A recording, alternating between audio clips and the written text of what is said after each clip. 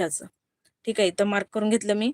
जितका मुंडा रेडी आहे ते मार्क करून घेतलंय. त्यामध्ये पाव इंच इकडं पण वाढवायचं, कारण इथं पण आपल्याला शिलाईसाठी कपडा लागणार आहे. तर हे मार्क करून झाल्यानंतर ब्लाऊज ठेवायचा बाजूला आणि आता फक्त बाहीचा आकार अंदाजाने ड्रॉ करून घ्यायचा. थोडंसं निमुळता घेत घेत खालच्या पॉइंटला नेऊन मिळवायचा. दिसतंय सगळ्यांना क्लिअर?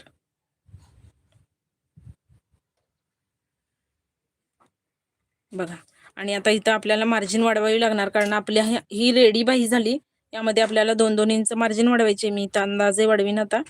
तर 2 इंच हे मार्जिन पकडून आपली बाहीचा आकार हा असा झाला. सिंपल बाहीचा आकार एकदम सोप्या पद्धतीनं मी सांगितलेला आहे. अशा पद्धतीनं तुम्ही जर बाही कटिंग केली तर अजिबात तुमची बाही चुकणार नाही. एकदम परफेक्ट होईल आणि शिवाय जेवढ्या आकाराचा तुम्ही ब्लाऊज शिवणार आहे तेवढ्या आकारासाठी ही परफेक्ट पुरेल. म्हणजे इकडं मुंड्यात वगैरे कमी अजिबात पडणार नाही. एकदम छान अशा पद्धतीनं कटिंग केल्यावर सोपं पण आहे कटिंग.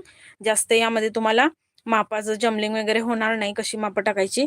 आता यामध्ये फक्त आपल्याला काय करायचं आहे, जो आपला फिश कटचा आकार असतो, समोरचा मुंड्याचा आकार जो आपल्याला बाहीला द्यायचा असतो, तो कसा द्यायचा, तर जेवढी तयार मुंडा आहे ना बाहीचा, तर तो मोजून घ्यायचा. तर इथं माझा येतोय 7.5 इंच. ठीक आहे, बघा 7.5 इंच इतका तयार आलाय. तर त्याचा हाफ घ्यायचं. तर इथं मी घेईन 3.5 पेक्षा थोडंसं जास्त.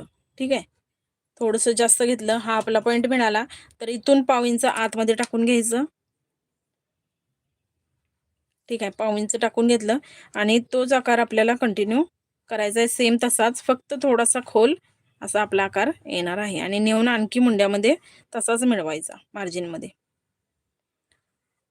बघा, हा आपला फिश कटचा आकार झाला. अशा पद्धतीनं जर तुम्ही बाही कटिंग केली तर एकदम